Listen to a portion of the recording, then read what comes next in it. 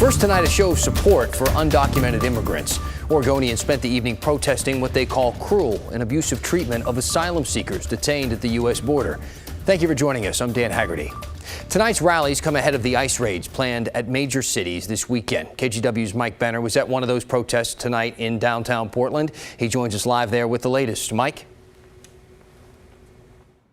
Well, Dan, organizers of the vigil here at the now quiet Terry Shrunk Plaza expected about 1,000 people, but I can tell you well over 1,000 people showed up. The vigil here, one of a handful in the Portland metro area, countless across the globe. Needless to say, there are a lot of people deeply concerned about what's happening at our southern border.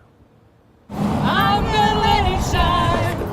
Late Friday night, thousands of anti-ICE demonstrators, disheartened by what's happening at the U.S. border, march across the Hawthorne Bridge to symbolize the peaceful crossing of borders. I just feel despair over what our country is doing to the people coming for asylum, and I feel like I need to add my voice to say, no, this is not right. I can't believe that we are doing this.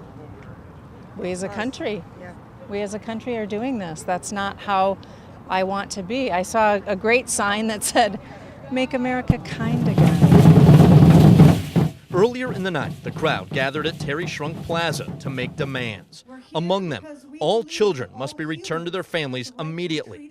ICE contracts in Oregon need to be terminated, and ICE should be abolished.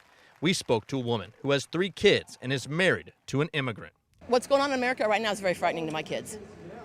It's very frightening to everybody in the immigrant community, to everybody who's a Latinx person in this country, whether or not they were born here. The demonstration and vigils across the globe tonight come on the eve of anticipated ICE raids in some major cities across the country. The president saying that immigration laws have long been ignored and enforcement is necessary, but the crowds tonight disagree.